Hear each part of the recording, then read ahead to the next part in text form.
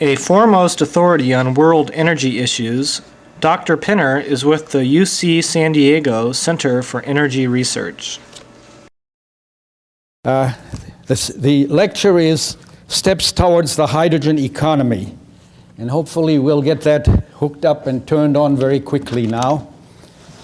I started to talk about this particular subject many years ago, and this is really the fifth lecture in this sequence. And the paper that I left in front is a scientific publication which is currently in press. That means it's being published in a journal. The journal is Energy, the International Journal.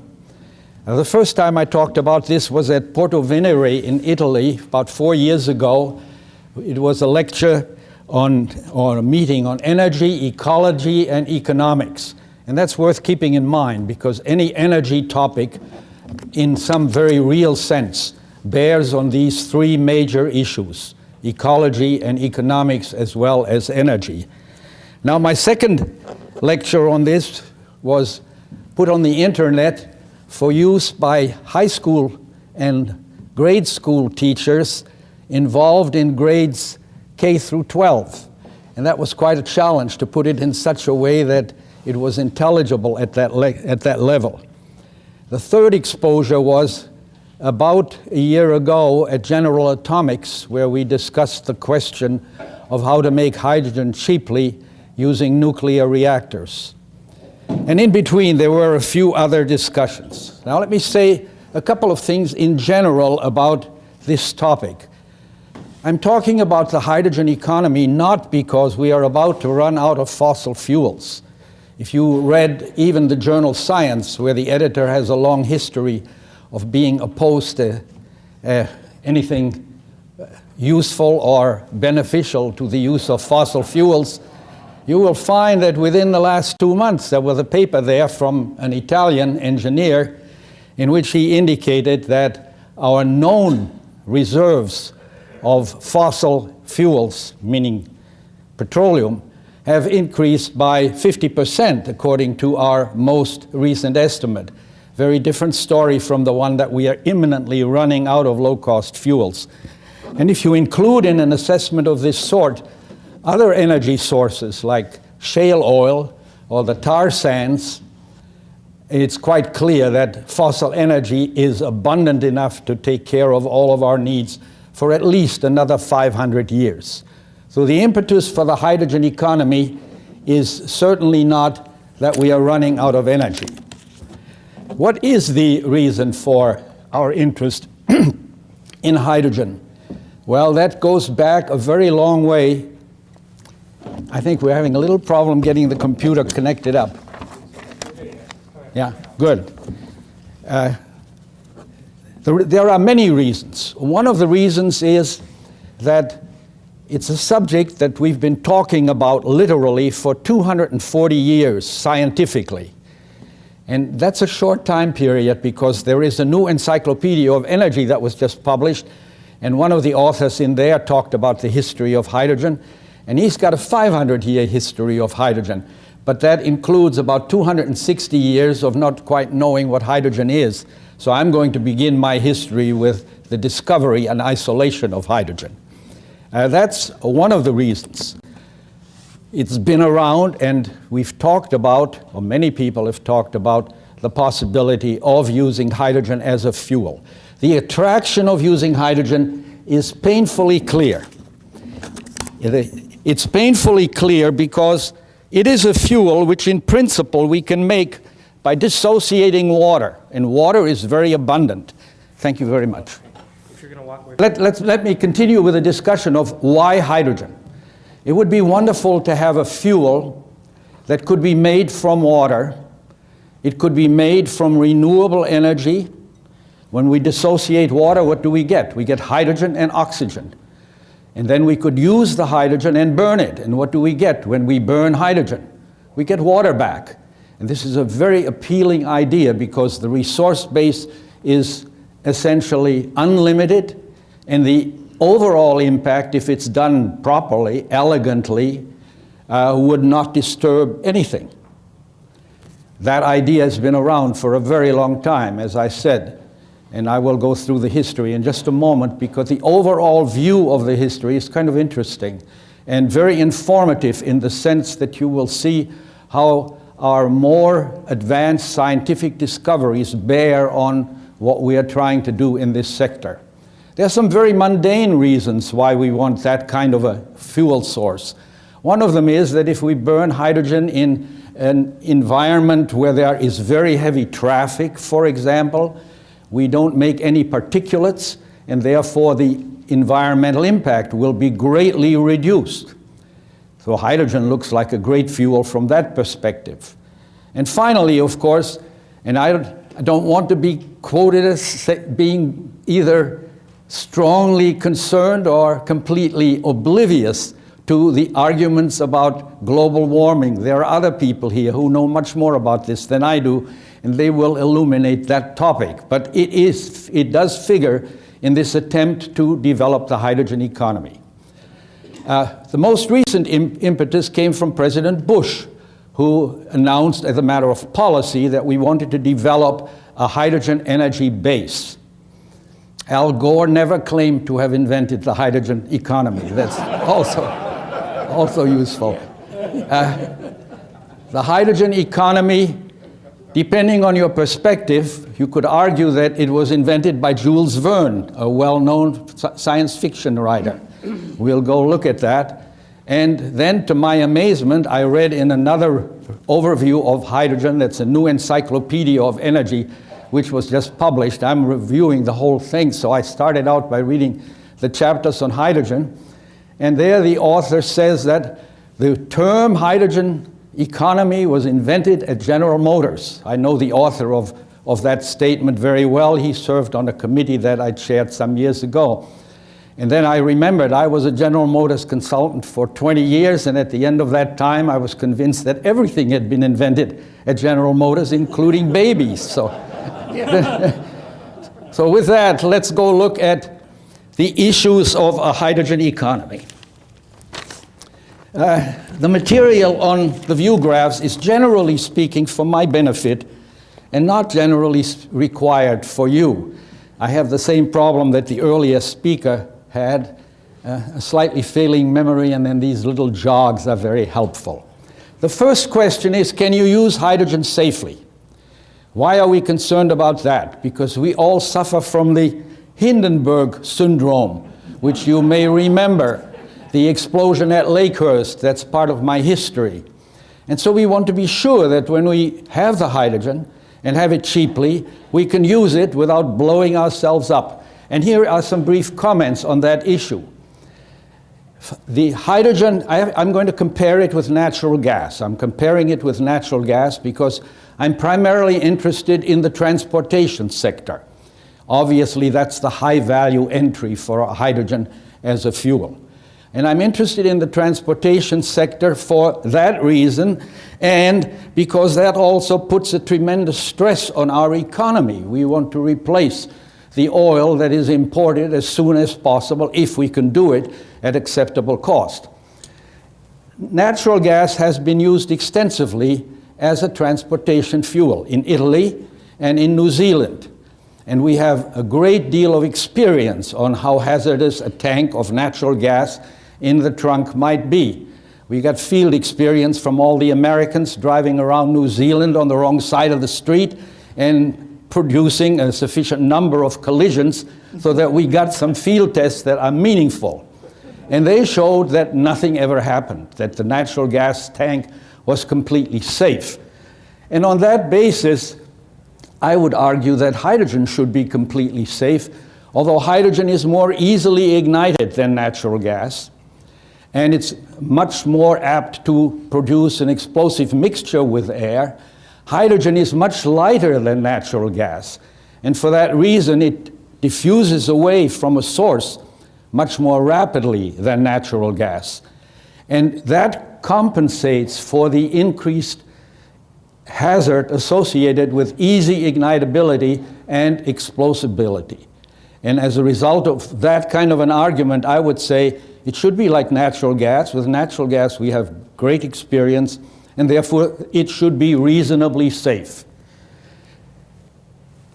And also we have, from the automotive industry, some recent tests with hydrogen-filled tanks, like dropping them and doing all kinds of things like that, which again indicate that it is unlikely to be more hazardous than natural gas and would be quite a safe fuel. That's really only a preliminary statement, because when it gets into the transportation sector, with all of us driving as recklessly as most of us do, God only knows what kind of new things we will discover. But in the meantime, I think we can be comfortable that a reasonably constructed program of introducing hydrogen energy is quite feasible. Big steps in that direction were taken by our distinguished governor, who filled up one of his 4 Hummers, I understand, at the University of California, Irvine, with hydrogen not very long ago. And of course, you can't trust news broadcasts, but one of those people, or maybe several of them, that I heard were talking about he taking one of his Hummers and sending it to General Motors to convert to a hybrid using a fuel cell engine for the hybrid vehicle. These are all to the good. I mean, getting started like that certainly can't hurt. And that's why we call our governor in California very often our governator. You probably have heard that.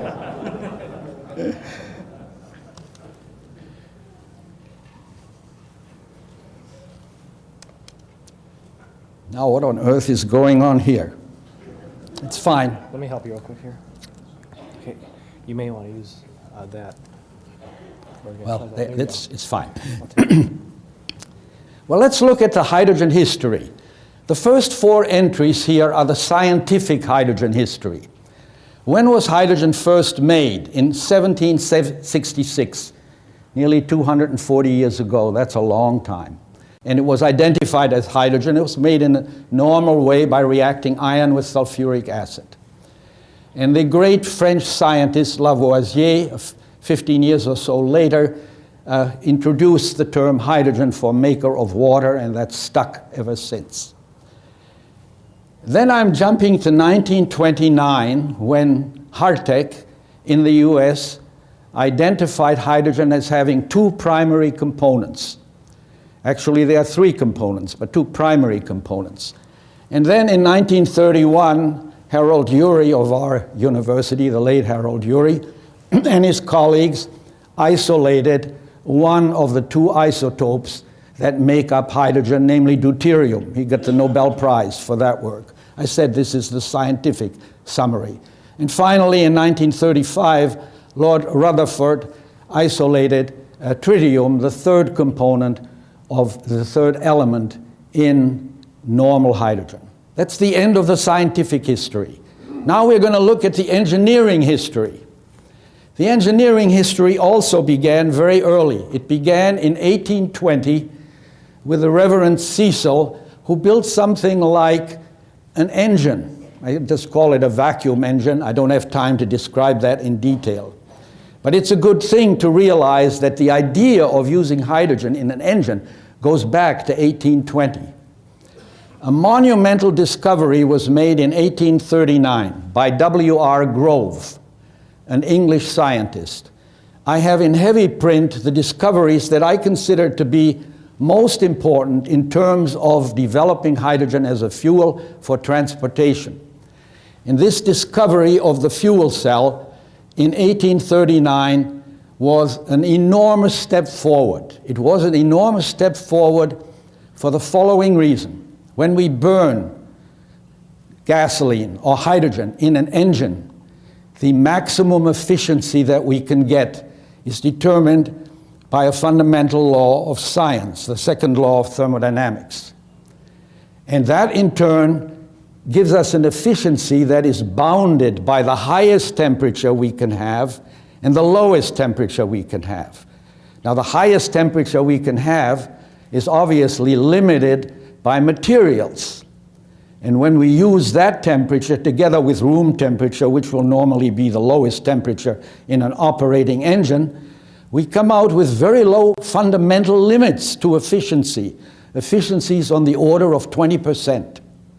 You can't do any better than that. The laws of physics don't allow it.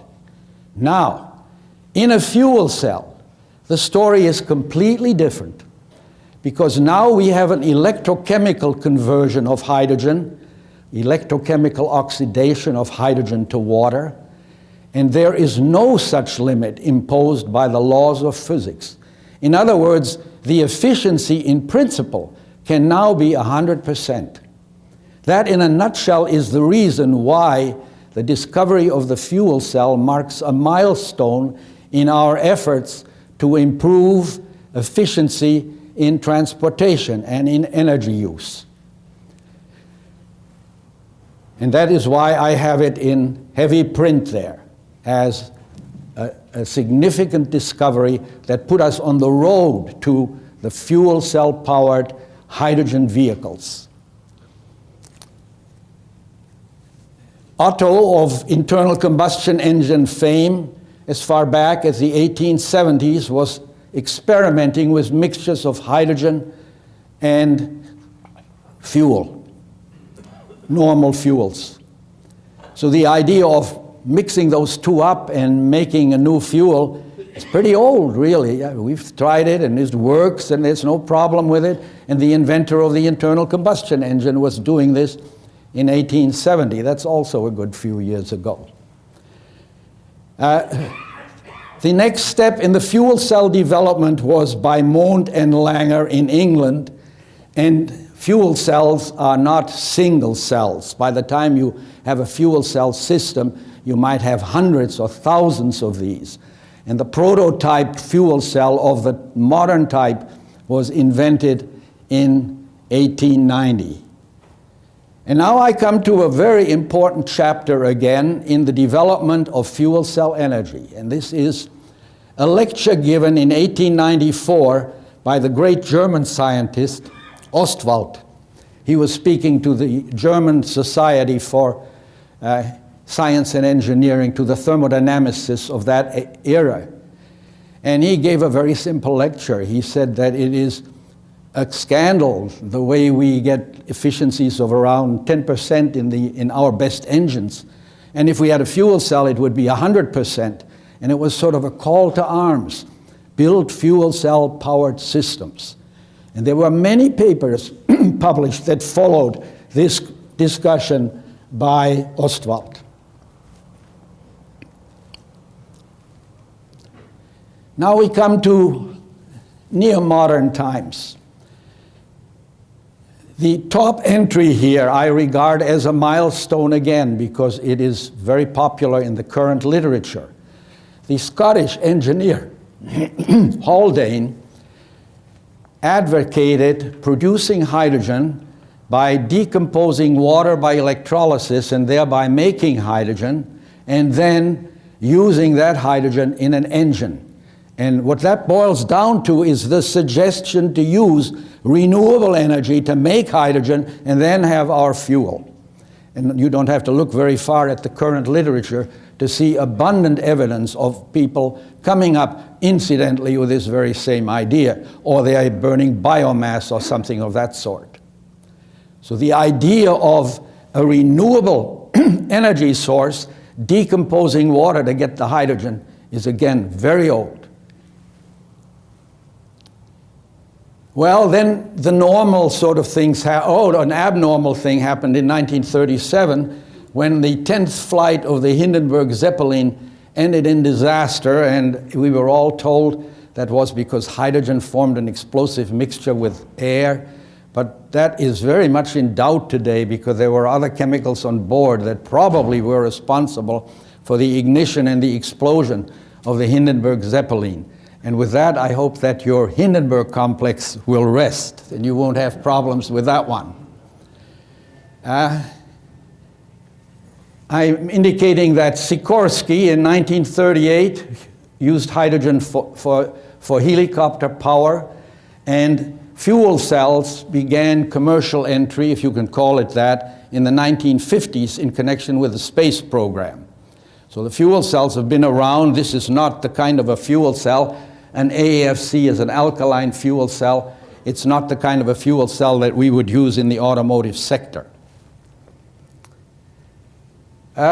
I also have a little bit of a personal history here. In 1967, I was at a meeting of the International Petroleum Institute in Mexico City. And I wasn't there because I was talking about anything relating to hydrogen or fuel cells. I was there because I was had been involved for some years on the shale oil recovery program. But during this meeting, F.D. Rossini, who was then director of the precursor to NIST, the National Bureau of Standards, NIST is the National Institute for Science and Technology in Washington, gave a very interesting lecture on the science of fuel cells, in which he pointed out especially that we were not really quite limited to 100% efficiency. We could do a little bit better, provided the reaction was a reaction of a type that cooled the system, so that we would get some heat transferred from the environment to the system, and then we could even go a little bit over 100%. That was an interesting topic. It really has very little to do with the engineering development. When did I use the hydrogen economy phrase for the first time? Well, looking back in 1975, when Eiserman and I published our 3-volume series on energy, we had a chapter in there. The chapter was called The Hydrogen Economy, Alternative Fuels. It was the longest chapter in the book. So that you can judge that the preoccupation, even at the academic level, with this idea is not very new. During 1984 and 85, I had the privilege of serving as chairman of a DOE international group to look at fuel cells and what the scientific issues were that needed to be clarified in order to advance the technology. That was 1984-85. In 1994-95, 10 years later, I was given the same assignment, but this time looking at commercialization of fuel cells. We had an international group. We traveled all over the globe, and it became very clear to me and to the people on my committee that we couldn't cover the automotive sector, because as soon as we started to talk about fuel cells in transportation in Japan or in Germany or anywhere else, the hosts clammed up. We couldn't get any information.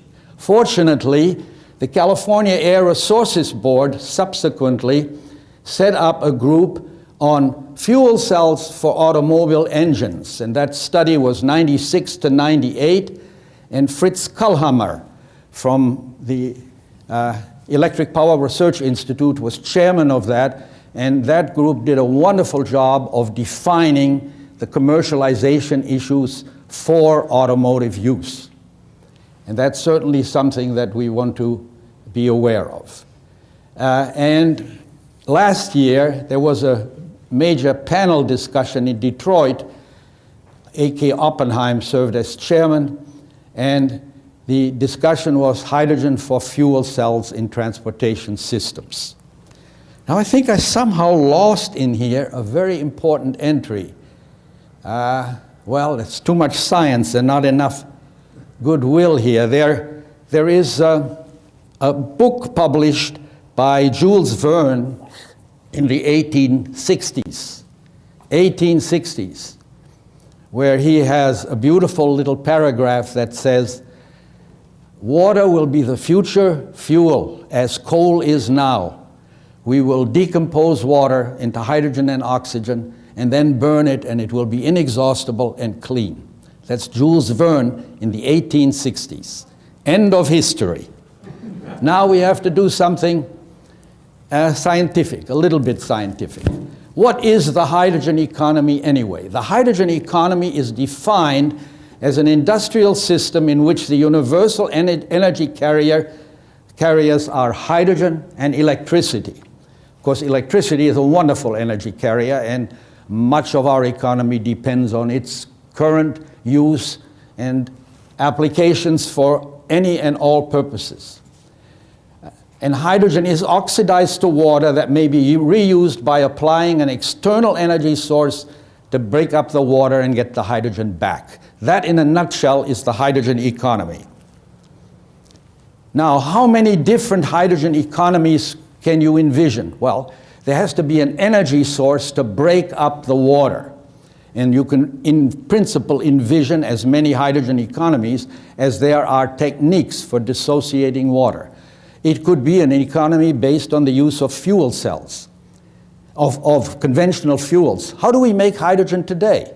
We only make it from natural gas and other fossil fuels. It's very expensive that way. It's not made for transportation. It's made for upgrading petroleum. It's got high value use. It costs about, per unit of energy, 5 times as much as the gasoline you buy. And therefore, using that approach, starting with fossil fuels, is not a likely near-term approach. It's just too expensive. The fossil fuels, of course, come in many shades: coal, petroleum, natural gas, shale oil, oil from tar sands, or natural gas from geopressured locations, all of that stuff. That would be one way, then, of getting the energy that we need to break up the water. Another way would be nuclear reactors, including fission and breeder reactors, and ultimately fusion reactors. That is the long-term view. That is also not economical now. I'll have a few more words to say about that.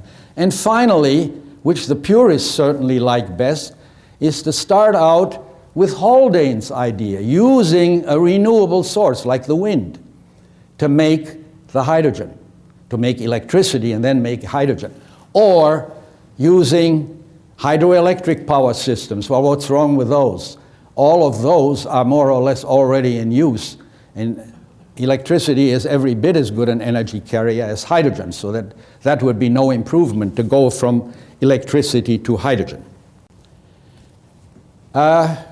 There are many people, or the geothermal resources, sort of in the same category. They're already fully used. Then there are the whole host of solar conversion technologies, starting with biomass production, photovoltaic energy conversion, solar thermal systems, any of these. And finally, I have listed there ocean thermal energy conversion systems, because at the end of this lecture, when I'm going to talk about near-term possibilities, I have to give very high marks to that system, which depends on the temperature difference in the tropical oceans between the top layer and the water a few hundred feet down. And that temperature difference is large enough to run an electric system. And the electric system gives us the energy that we need to dissociate water into hydrogen and oxygen. But since we're in the tropical ocean, we can't ship that hydrogen at acceptable cost to the land. So we have to have one more step. We take the hydrogen we make that way, and with nitrogen from the atmosphere, convert it into ammonia, and we can ship the ammonia easily compressed, easily liquefied, all over the globe. And in many ways, if you want a near-term system that on paper looks as though it is competitive now, that's the system. That's one of them anyway. Okay, so there are these 3 different hydrogen technologies. This is a statement about cost. I said that when you start to talk about energy, you're talking about 3 topics all the time. You're talking about the energy part, you're talking about the ecology part, and you're talking about economics. And the economics are pretty dismal right now. We do not know how to make hydrogen, or it has not been demonstrated that we know how to make hydrogen for energy use for anything less than about 5 times what we have been paying with $40 a barrel oil. That gets to be very expensive. That is, there is an economic barrier that we have yet to overcome. This is an example of a hydrogen economy, the way it might function. This one functions all right, but it would be economically unacceptable. This is one that was discussed at length last year at General Atomics. At General Atomics, the people there, of course, are all builders of nuclear reactors. They have these nuclear reactors, and they want to make some money from the nuclear reactors. Well, they make money by generating electricity. And they figured out that if natural gas costs went a little higher than they were at the time of the conference, and considerably lower than they've been during the last few months, that the hydrogen made with nuclear energy would be competitive with the hydrogen in the market now. But you have to remember, the hydrogen in the market now is not for transportation. That's a high-value chemical. So that we are not talking about a hydrogen economy in the true sense there. Economically, we can only make money for the nuclear reactor people if they make some hydrogen at a cost lower than the current market cost. And that seems to be roughly the case. Otherwise, from the transportation perspective, this simply doesn't work. It's too costly. But you can see from here what this hydrogen economy looks like. There's a nuclear reactor. The nuclear reactor gives us electricity and generating stations in the conventional way. We can make hydrogen with nuclear energy by what are called sequential chemical reactions. I'll summarize that very briefly. That gets to be somewhat scientific when we talk about that. So we have the hydrogen underground. We can compress it, liquefy it, store it, whatever we want to do.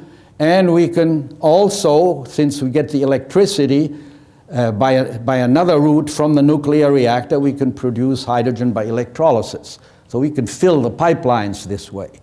The costs are not acceptable. Once we have the hydrogen and we have a built-up hydrogen economy, then we use hydrogen in the home. Hopefully we'll learn how to build safe stoves with hydrogen. That's the job I wouldn't want to have just yet. I think maybe later, but not just yet. We would use it industrially as we do now.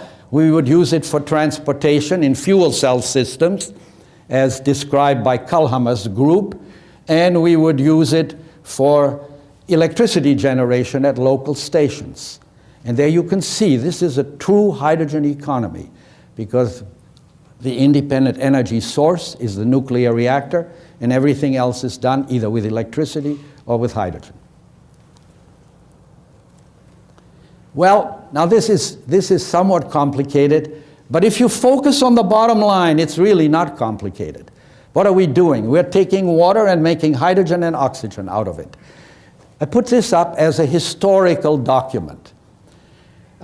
Cesare Marchetti, he worked at ISPRA in Italy in 1970. He came up with the idea of forming the hydrogen by running sequential chemical reactions, some of them involving very nasty materials like mercury and bromine, just the kind of stuff you don't want to play with. I invited him to come to our university as a Regents lecturer to talk about these novel experiments, but something happened between the time I invited him and the time he came. He was elected to the Papal Academy of Science, and when he came, he was only interested in talking on how we could feed 12 billion people comfortably on the planet. So it didn't quite work out the way I had planned it. But this was a pioneering experiment. And last year when we talked at General Atomics, we were talking about improved systems of this sort. And all you have to remember about these sequential systems is that everything in between is used, transformed, reused, transformed, and when you look at it all up, the only thing you're doing is you're splitting water into hydrogen and oxygen. This type of work is still current in many places. Here are two cycles that are used in Japan. They involve, sort of tolerable material, iodine, which we used to put on our wounds before we discovered that there were better things, and calcium and bromine. The bromine is not a very happy compound. Again, if you add all these up, the only thing we're doing is we're splitting water. This is a chart, this is a summary of the General Atomic Meeting of a year ago. And what the organizer of the meeting has shown is that when the natural gas costs go up to a little more than $3 per million BTU, that's $3 per 1,000 cubic feet, where they're way above that now, then the nuclear process will become a cheaper source of hydrogen than the conventional way. but still far too expensive for transportation. The next 3 slides deal with a somewhat esoteric topic that I don't think I'll attempt to describe beyond saying the following. In about 1972, a couple of Japanese investigators, Fujishima and Honda, published a very fascinating paper in which they proposed and gave data on the use of a semiconductor exposed to sunlight, producing in an electrochemical system hydrogen and oxygen from water. Now that, of course, is the ultimate renewable approach if it works. Their efficiencies were quite low. And this idea, during the many years since 1972, that's 32 years already, has been worked over all over the globe in every laboratory. And if you want to read about a current new discovery in this field, just look at Science under water photolysis. And there are claims that we are on the verge of making this system workable and acceptable. This would be a great way to go. I mean, that would be wonderful, that if all you need to do is build a cell up on top here, and the H nu that's coming in on top is sunlight, and you have a semiconductor there, the titanium dioxide, and on a base, on a metal base, and platinum on the other side, and you're running an electrochemical cell, you're dissociating water, you're making hydrogen, and you're making oxygen from sunlight directly. The efficiencies are still too low for anything like a market entry. This, in my opinion, is the preferred way to go towards the hydrogen economy. It may, in fact, be the only way that will work in the end at economically acceptable costs.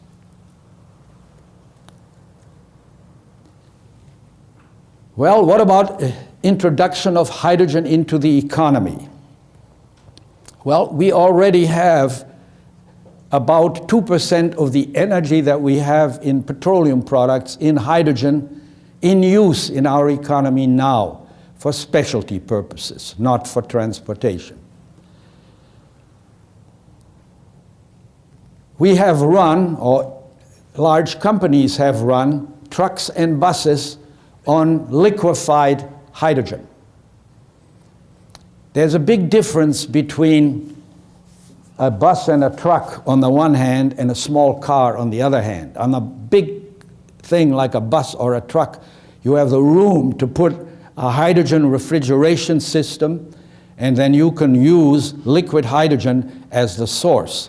And the Ballard truck that was running around the West Coast and north of us too, well north of us, was built about 3 years ago, and it functioned beautifully. I took a ride in it. I even had a couple of minutes when I could drive it. It was fine. It was running like a car, like a truck, or like a bus. So for large-scale applications, the preferred fuel is likely to be liquefied hydrogen. For small-scale applications, we can't put liquefiers on small cars. We have a major storage problem, because if we put compressed tanks of hydrogen on the cars, our mileage will be severely limited, how far we can go. So severely limited that I don't think there's any chance of consumer acceptance, particularly with the new competition that these systems have now. The new competition being the hybrids. And let's see whether we can somehow connect these two. This refers to the entry of fuel cell powered systems. We already have commercially available today gasoline hybrids, which burn gasoline in an internal combustion engine and have a big battery on them, and as I'm sure you're aware, give very good performance in the transportation sector. I have had a car for over 2 years, and if I don't climb up and down the La Jolla Hills, I can easily get 50 miles per gallon on that car. That's already double what I used to get with almost any vehicle that I drove in the past. So that's a big step forward. The fuel cell vehicle has to compete with this hybrid system that is already in place. That hybrid system, if you have a full gas tank, will carry you 600 miles. Now that's nice, you know, because most of us are not very fond of sitting at a gas station and filling up. It's much more fun to drive and use the stuff. And in that sense, the small car with the fuel cell simply won't make it. I don't think cars like that are going to be saleable, even if the performance is better than with the hybrid. The performance will be better than with the hybrid in time, maybe. There was a split in the automotive community between the US manufacturers and the foreign manufacturers, really. The US manufacturers argued that because of the storage problem and because of the gasoline distribution system in place, the way to make fuel cell powered vehicles was to start with gasoline on the car and then reprocess the gasoline on the vehicle and make the hydrogen that way, and then use that hydrogen in the fuel cell with high efficiency. Sounded like a great idea, except that reprocessor turned out to be a chemical plant on a car. And that turned out to be a rather undesirable and inefficient way to go. And as of last year in Detroit, most of the people who talked about that approach said that they were not going to pursue it anymore, that they were giving up on carrying a conventional fuel and making the hydrogen on board. And that's probably a bad idea to drop.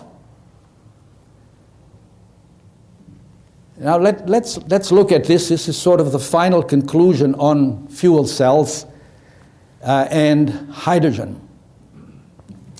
What we have today in the hybrid systems are internal combustion engine battery hybrids. They're hybrids because there are two power movers in there. One is an internal combustion engine, and the other one is a battery system. And of course, the competition with that, if it comes from a fuel cell system, would be a fuel cell battery hybrid, or maybe, and I again think that this isn't going to happen because it'll be too expensive, is a fuel cell internal combustion engine battery hybrid. You can do many things by putting more and more things together. One point that I ought to make is that if we switched over a period of 7 years to hybrid systems, we would save about 50% of the fuel energy in the transportation sector. And that 50% in the transportation sector would work out to be about 15% or so of total fuel use. And that would be far more than we were supposed to be doing under the Kyoto Agreement. So that the imperative for switching the transportation sector to something more efficient is really quite compelling. And it is cheap, and it is doable now. So I suspect that we will reduce our fossil fuel consumption very substantially, even if we just let normal market forces allow the penetration of the hybrid systems. There must be something to that story, because this is the first time I've owned a car for 2.5 years, and it's worth as much after 2.5 years as I paid for it. That's never happened before. Well, this is the end of this part. I do have another part. I have about 70 view graphs here that we can go through, but I don't think we really want to do that. So let me just make a few auxiliary comments that may help you understand this whole problem a little better. And I think for that purpose, I will go back to an overhead view graph. It's been 165 years since Grove invented the fuel cell. That's a fact. The replacement of an existing technology by a new entry requires costs that are generally 20 to 30% lower than the existing costs. We are very far from that. Very far from that. In fact, the cost on the fuel side will be at least 3 and maybe 5 times greater than the current costs. We have a distribution system in place for gasoline, for diesel fuel, for natural gas, and for other fossil fuels. And if we can't do reprocessing on board, we are going to have to build that hydrogen distribution system that our governor talked about and is seriously proposing to implement in California. Of course, if we get the kind of range that we get with a hybrid system, we can fill up in Tijuana and drive all the way to Oregon, then we don't need to fill up in California at all. But that's a different system. The distribution system involving hydrogen will be enormously costly. I really don't have a number on this. I've seen numbers for just the state of California, and they are between $5 and $10 billion just for California. To do that countrywide, well, we are most of the country, but not really all of it, or even a very large fraction of it. So the total cost of putting that hydrogen system in place will be very, very large. And without that, there won't be a hydrogen economy in the transportation sector. And so there's a fundamental question that you want to ask yourself. Do you know of any other technology that was not introduced within the first 165 years of discovery on a significant scale? I don't know of anything like that, really. The fuel cell entry into the economic sector has been very, very slow. It's been accelerating during the last few decades because we learned facts about material science that we didn't know.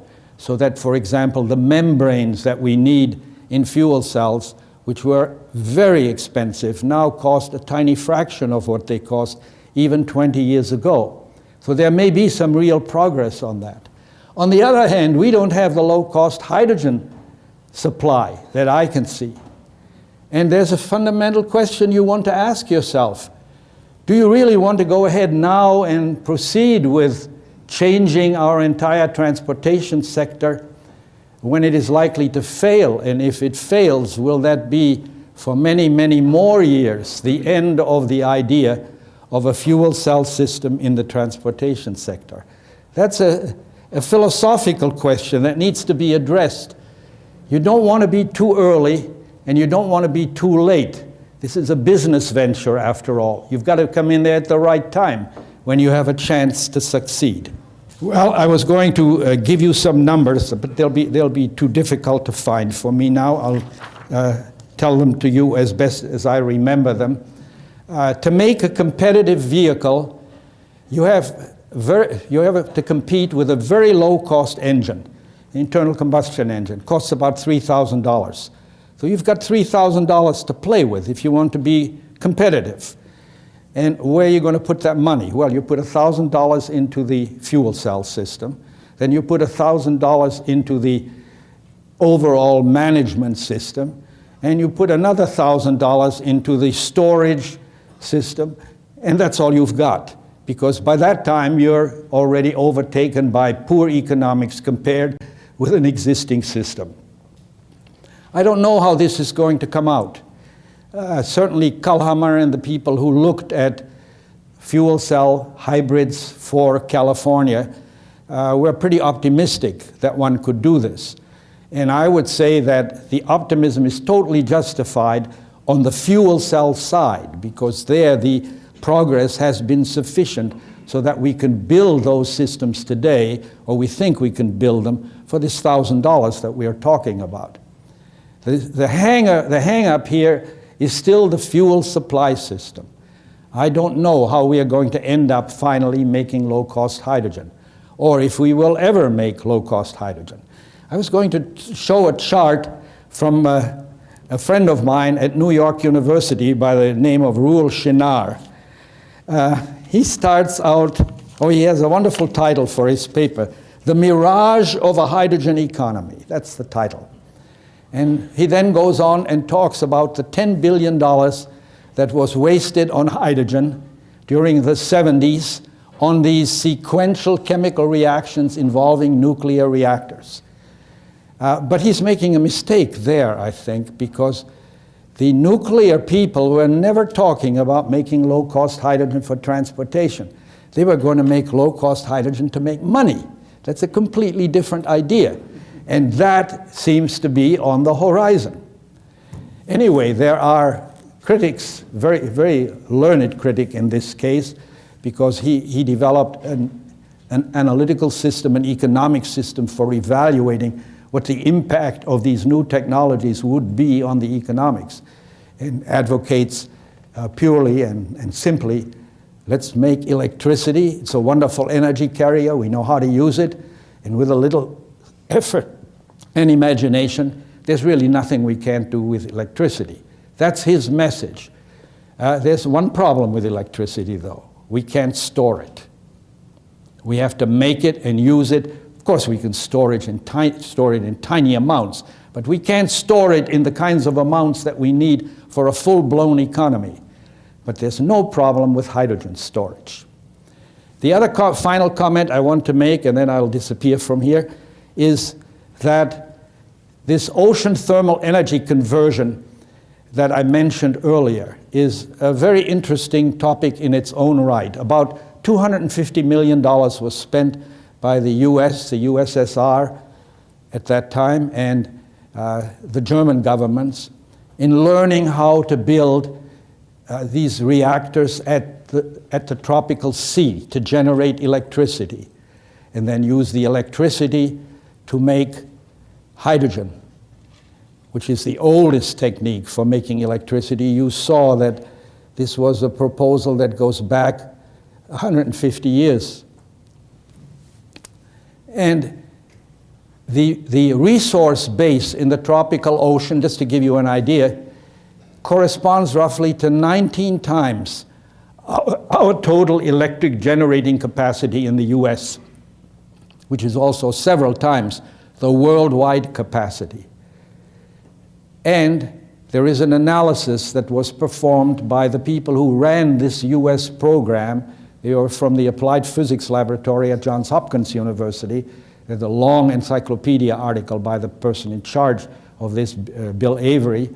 And he points out that if you build these small ocean generating stations now, like 50 kilowatts at a time, by the time you get to about the 12th or 13th of those stations, you can make the hydrogen at a cost competitive with fossil fuel costs today.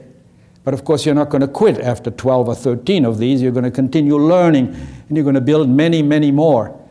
That looks like something that's on the verge of reality. When these programs were phased out of government support, the idea was that a private company would now take over these programs and hopefully build one of these large OTEC, ocean thermal energy conversion systems. That hasn't happened. But it could have happened. And that looks like a marginally competitive idea even today. That's a renewable resource again that is used. It's the sun making for the temperature gradients in the ocean. There is a possible environmental flaw here. I think it's a very small one, but when you start mixing up the ocean, as you do inevitably with this ocean thermal energy conversion, you may be liberating some carbon dioxide that is normally located in the ocean.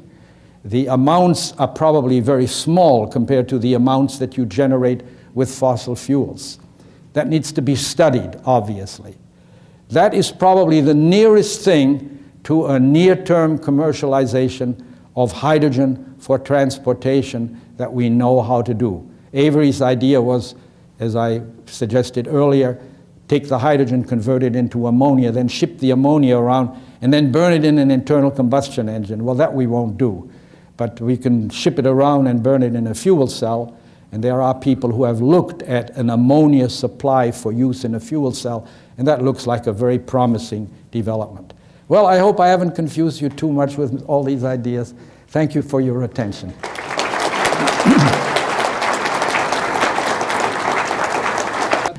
Appreciate you using the word energy carrier. Too often we hear it as an energy source. Hydrogen is not an energy source. No. Thank you, sir. Okay. No, if it were an energy source, we'd be in business. It's 0.9% of the surface of the Earth as far as material goes, but we don't have any hydrogen wells anywhere, and we're not going to have any. That's also for sure. In the ancient days, when I looked at hydrogen very briefly, there seemed to be a problem with containment in, say, steel vessels.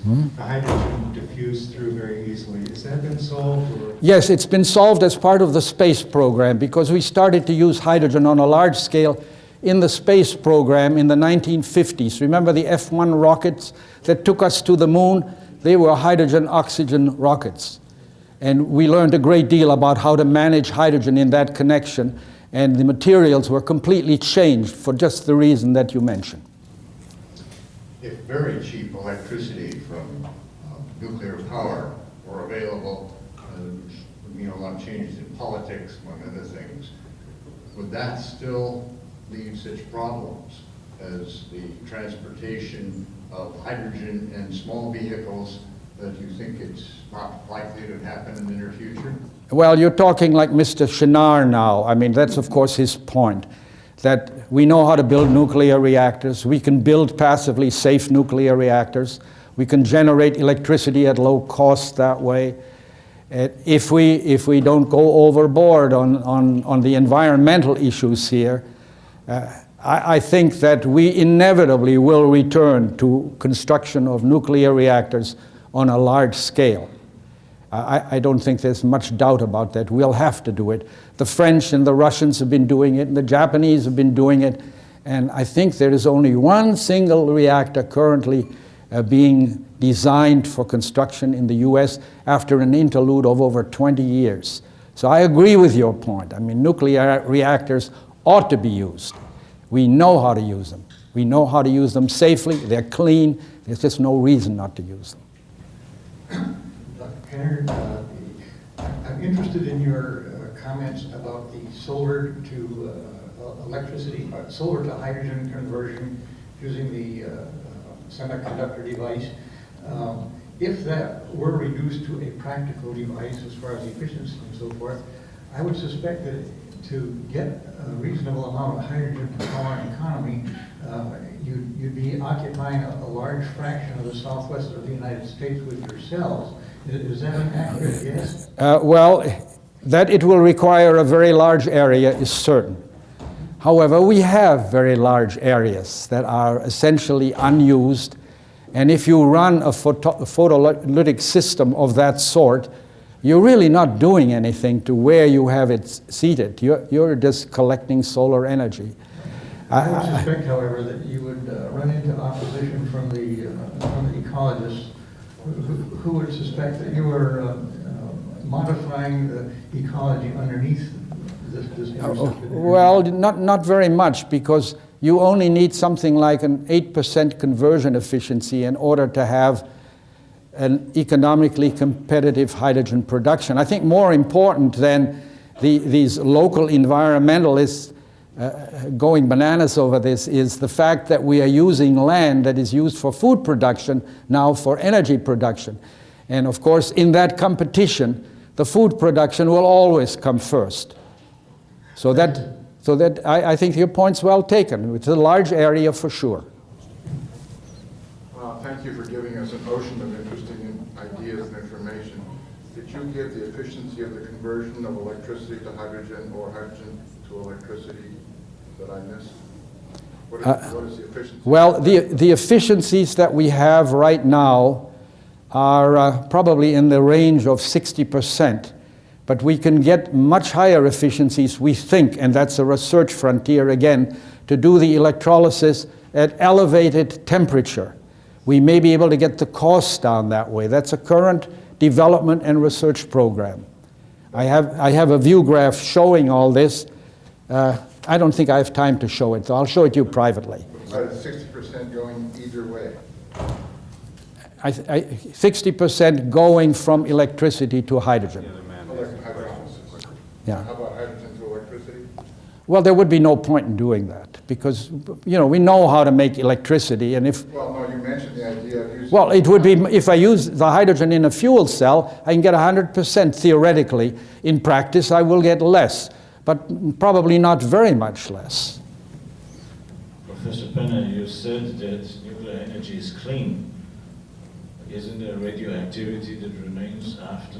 Well, of course, we have to worry about how we dispose of the radioactive materials safely, and that we put the high-level material in safe storage. There have been, I think by now, 4 studies of NRC committees set up by the national academies. And they've always come to the same conclusion, that the high-level waste can be safely stored in geological strata that have been stable for millions of years. I just don't buy that statement. I think we know where to put it and how to put it there safely. I'm that much of a nuke. How about ethanol? How about what? Ethanol. The European Common Market actually has a political decision, and it's actually the cost and the amount of food that is being destroyed just to maintain the price of food is such that economically it makes more sense to use the food to produce ethanol as a source of energy, which is very cheap. Well, using ethanol is very much locality dependent. As you know, ethanol as a fuel has been used for many years in Brazil, where they grow lots of sugar, and the sugar waste can be converted within their economic system to great advantage to alcohol for fuel use. We've looked at that kind of conversion in the US, and it doesn't look very good. It's just not really a competitive system.